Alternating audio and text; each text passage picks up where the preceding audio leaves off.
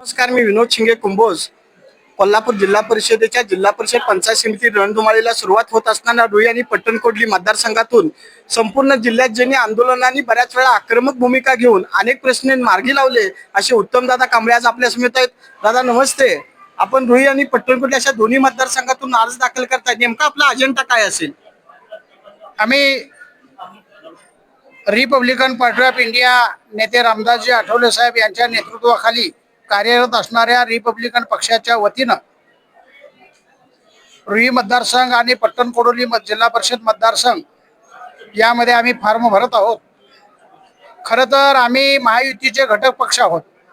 महायुतीकडं आमची आज ही मागणी आहे की रुई किंवा पट्टणकोडोली एक मतदारसंघ रिपब्लिकन पक्षासाठी द्यावा. कारण की आम्ही तुम्हाला आमदार विधानसभेच्या निवडणुकीमध्ये चालतो, आम्ही तुम्हाला खासदारकीच्या निवडणुकीमध्ये चालतो, आम्ही तुम्हाला गोकुळ दूध संघाच्या निवडणुकीमध्ये, केडीसीच्या निवडणुकीमध्ये, ग्रामपंचायतच्या निवडणुकीमध्ये, सगळ्या निवडणुकीमध्ये आमच्या रिपब्लिकन पक्षाचं आणि आमच्या आंबेडकरी समाजाचं मतदान चालतं. आणि मग रिपब्लिकन पक्षाच्या उमेदवाराला, आंबेडकरी चळवळीत काम करणाऱ्या कार्यकर्त्याला उमेदवारी देण्यासाठी आपणाला विचार का करावा लागतो? आम्हाला एक मतदारसंघ द्या अशी आम्ही महायुतीकडे मागणी केलेली आहे. जर का महायुतीनं ही मागणी मान्य केली नाही तर निश्चितपणानं रिपब्लिकन पक्षाच्या वतीनं आम्ही ही निवडणूक लढत आहोत. त्याचं कारण असं आहे की रुई या मतदारसंघामध्ये डॉक्टर बाबासाहेब आंबेडकरांच्या पदस्पर्शानं पावन झालेला माणगाव ही स्पर्शभूमी आहे. आणि ही माणगाव जी स्पर्शभूमी आहे, या माणगावचा विकास, ह्या माणगावची जडणघडण ही डॉक्टर बाबासाहेब आंबेडकरांच्या पदस्पर्शानंतर प्रचंड मोठी झालेली आहे. आणि बाबासाहेबांचे जिथं पाय लागलेत, बाबासाहेबांच्या पायाची धूळ ज्या ठिकाणी पडली, त्या धुळीचा आम्ही सेवा करायसाठी, त्या माणगावची सेवा करायसाठी आम्हाला आंबेडकरी चळवळीतला कार्यकर्ता म्हणून तिथं जाणं काळाची गरज आहे. तो माणगावचा चेहरा मोहरा आणि माणगाव बरोबरच बाकीच्या मतदारसंघातल्या गावांचा सुद्धा चेहरा मोहरा बदलण्यासाठी आम्ही रिपब्लिकन पक्षाच्या वतीनं ही निवडणूक लढवतो आहे. पट्टणकोडोलीमध्ये आम्ही फॉर्म भरलेला आहे. दोन्ही मतदारसंघामध्ये लढवत असताना आम्ही निश्चितपणाने इथल्या जनतेला अभिवचन देणार आहे की इथल्या शाळेच्या पोरांचा प्रश्न असेल, इथं गोरगरिबांच्या घराचा प्रश्न असेल, निवाऱ्याचा प्रश्न असेल, पाण्याचा प्रश्न असेल, आरोग्याचा प्रश्न असेल, या सगळ्या प्रश्नावर रिपब्लिकन पक्ष हा नेहमी अगदी खाली तळागाळात काम करणारा असल्यामुळे रिपब्लिकन पक्षाच्या कार्यकर्त्याला इथल्या प्रश्नाची जाण आणि भान आहे. त्यामुळं आम्ही प्रचंड मोठ्या प्रमाणामध्ये काम करून इथं एक आदर्शवत जिल्हा परिषद सदस्य देऊन आम्ही अत्यंत चांगल्या पद्धतीचा विकास करू, याबद्दल आमच्या मनामध्ये कोणत्याही प्रकारची शंका नाही. आज ही युती जरी म्हणजे युतीमध्ये आम्हाला जागा जरी मिळाली नसली तरी आम्ही अजूनही अपेक्षावादी आहे. आम्हाला निश्चितपणानं युती एक जागा देऊन आमचा सन्मान करेल असं आम्हाला वाटतंय. आणि म्हणून आम्ही फॉर्म भरून ठेवायची प्रक्रिया केलेली आहे. आम्ही फॉर्म भरलेले आहेत. रिपब्लिकन पक्षाच्या वतीनं आम्ही नेटानं आणि ताकदीनं लढणार आहोत.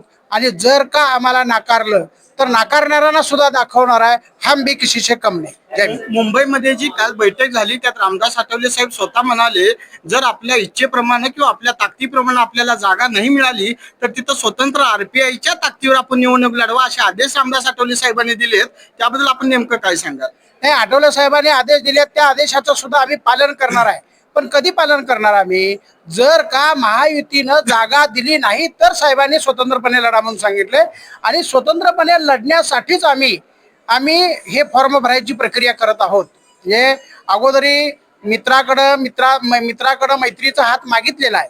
मित्रानं मैत्रीचा हात जर नाही दिला तर निश्चितपणानं तोच हात आम्ही दिशे झटकून आम्ही आमच्या पद्धतीनं, स्वाभिमानी पद्धतीनं आम्ही या मतदारसंघामधली आमची लढाई लढू आणि निश्चितपणानं जिंकू.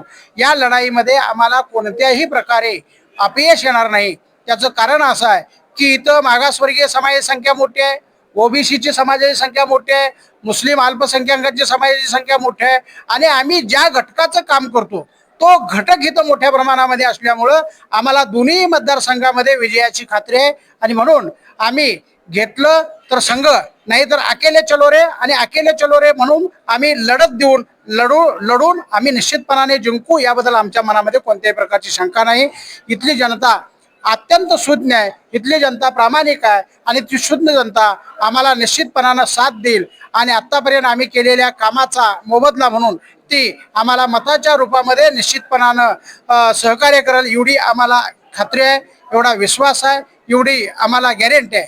त्यामुळं निश्चितपणानं आम्ही या दोन्ही मतदारसंघामध्ये रिपब्लिकन पक्ष निळा झेंडा फडकवेल आणि बाबासाहेब आंबेडकर, छत्रपती शाहू महाराज,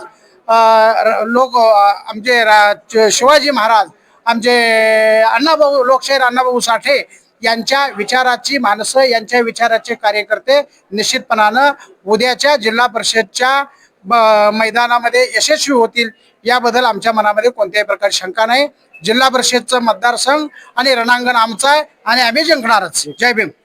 कोल्हापूर जिल्ह्याच्या राजकारणात सर्वसामान्य माणसापासून मागासवर्गीय माणसाच्या अन्यायापासून त्या माणसाला एखाद्या खुर्चीपर्यंत पोहोचवण्याचं काम करणारे उत्तमदादा कांबळे, गोकुळचं राजकारण असावं, कोल्हापूर जिल्हा परिषद असावं, पंचायत समिती असू देत, मार्केट कमिटी असू देत, या सर्व ठिकाणी जर उत्तमदादा चालत असतील तर जिल्ह्याच्या राजकारणात उत्तमदादा का चालत नाहीत असा खडा सवाल तिने महायुतीच्या उमेदवारांना केलाय. महायुतीच्या उमेदवारांना याचं उत्तर द्यावं लागेल, अन्यथा येणाऱ्या परिणामांना त्यांना सामोरंही जावं लागेल. विनोद शिंगेसह कॅमेरामन अतुल कसबेकर, भेंडवडे. जय भीम.